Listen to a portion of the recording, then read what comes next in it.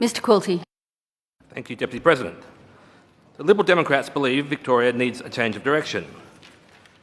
We support a Royal Commission into the pandemic response to find out what we could have done, what we should have done, what we did well. We will support this motion. The last few years in Victoria have not been good years. We've had the pandemic and we've endured the government's response to the pandemic. We've had devastating fires driven by mismanagement of public land. We've had the destruction of the Victorian timber industry.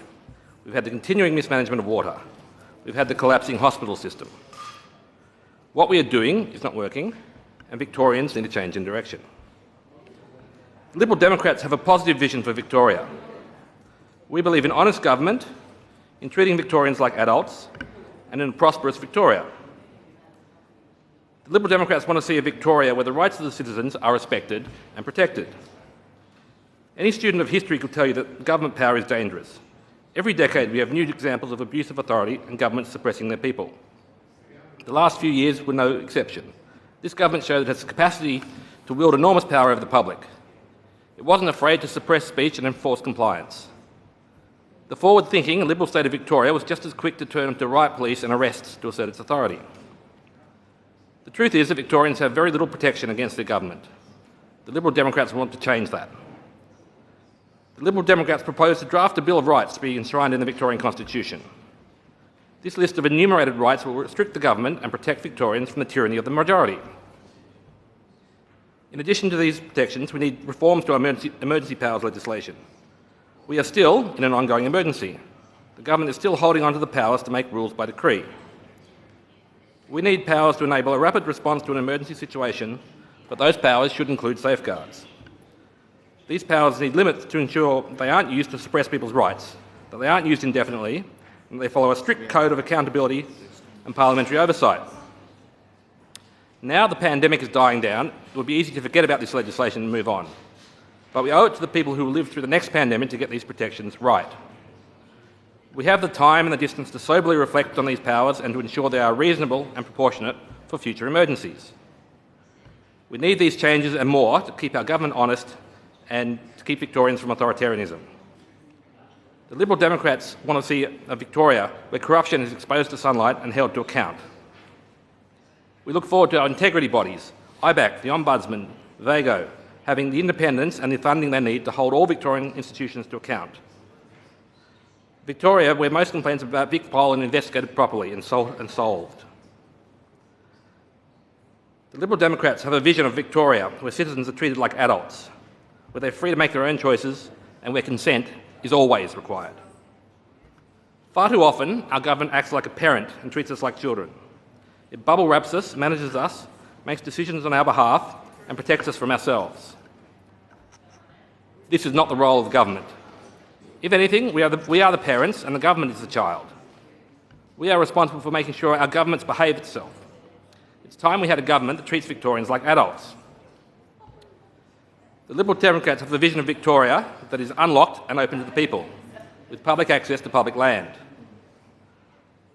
Our forests and parks are increasingly restricted and are managed by bureaucrats in Melbourne. Public land should be managed by local communities and user groups. They shouldn't be treated as government land, but as commons that are shared by everyone. Restrictions on camping, fishing, prospecting, hunting and travel get more restrictive every year. The current government sees humanity as a pest that needs to be locked out of the commons. We see the commons as an important shared resource that we need to make the most of. We need to unlock Victoria. It's not just about the commons. The government thinks it should control our personal lives too. It continues to create and enforce victimless crimes and nanny state laws. We don't need the government to protect us from our own choices. We need to be free to make bad decisions about our own lives. More importantly, we should be free to decide what is best for ourselves. Free to choose. The Liberal Democrats look forward to a Victoria where there is no nanny state. We want to see the legalisation of recreational cannabis use. And we want to see the decriminalisation of drug possession, moving drug use away from being a criminal issue towards a medical one. We would no longer treat smokers, drinkers and gamblers like children. We want to allow people to consent to risk with their own lives and then to suffer the consequences of those risks if they get it wrong. From small liberties, like choosing to vape, to fundamental ones, like the right to die on your own terms. The Liberal Democrats believe in individual liberty. More than ever, we need a government that treats Victorians like adults. Liberal Democrats look forward to a Victoria where parents have more choice about their children's education. We will return choices about schools to parents, about curriculum to schools, and support independent educational models. Liberty isn't just about limits on authority and freedom to make social choices. Humans are fundamentally economic animals. We produce, we improve, and we thrive. All the lessons of history show that liberty creates a flourishing economy and a prosperous nation. Every experiment with socialism and state control has led us to failure. The Liberal Democrats look forward to a Victoria where everyone is set free to pursue their own destiny, unleash their creativity, and create a better, richer, more inclusive society for us all. Years of government meddling and layers of regulation and control have created lasting damage that won't be undone overnight.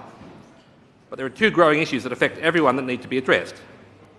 If we don't fix the looming energy and housing crises, our entire nation will be struggling to bear the weight of everyday expenses. These crises will not be solved by the major parties because they're being caused by the major parties. The Liberal Democrats look forward to a Victoria where the people have cheap, reliable and abundant energy to drive the economy, heat and cool their homes and charge their cars. Government spends a fortune on propping up renewable energy in Victoria. When they say renewable energy is cheap, they're not counting the money they've spent on it. Everything is cheap if you don't look at the actual price tag. Governments lie when they blame privatisation for price increases. The energy industry in Victoria is all but nationalised already. The government sets prices, controls sales and makes rules about every aspect of the business. Governments have almost complete control over the sector, and it's a disaster. We're paying more now for energy than ever before. The Liberal Democrats want to see an energy policy that cuts the subsidies for unreliable renewables, that removes restrictions on nuclear and allows access to natural gas in Victoria. The Liberal Democrats want to see a Victoria where houses are affordable for everyone to buy or to rent, where in the long run new house prices rise no faster than the inflation rate and old house prices decline slightly every year. If our housing crisis is not turned around, and quickly, we're going to derail our economy and our society for at least a generation. There are two changes that need to be made to right the ship and save the housing market. First, we need to scrap stamp duty. This tax is the worst tax in Australia. It's difficult to imagine inventing a worse one. Stamp duties cause a full dollar of additional damage to the economy for every dollar collected by the government. The effect of stamp duty is that moving houses costs tens of thousands of dollars. This makes it difficult to get a job in another town, to change the size of your house and the size of your as your family changes, and to adjust your expenses when your circumstances change. This tax must go. This isn't a high tax versus low tax argument, it's a stupid tax versus efficient tax argument. We shouldn't be using stupid, inefficient and destructive taxes when other options are available. The other change in the housing market is to allow more houses to be built. The reason housing is so expensive is because there are more people wanting to live in cities than there are new houses being built to accommodate them. The only real solution is to increase the number of houses being built and to increase the density of that housing. This is a mathematical fact and a logical certainty. Subsidies, tax exemptions, LMI schemes, government part owner schemes, tenants' rights, rent caps, first home buyer grants, none of these things do anything to fix the problem. The government planning controls restrict the amount of new housing being built. The only real solution is to wind back our planning and zoning restrictions and approve more development and construction. The solution to the housing shortage is to build more houses. Everyone should be able to afford a home, and by increasing the housing supply, everybody will. The Liberal Democrats look forward to a Victoria that has low taxes, a budget surplus and low levels of debt. A financially sustainable state with a public service achieving value for money with taxpayer dollars. The Liberal Democrats look forward to a Victoria where regional Victorians are respected and treated as equals. And perhaps that is a future where regional Victoria becomes the new state of Murray, where we can determine our own destiny. The Liberal Democrats have a positive vision for the future of Victoria. We want to see a free and prosperous state where Victorian rights are respected, where consent is always required, and where Victorians are free to choose for themselves.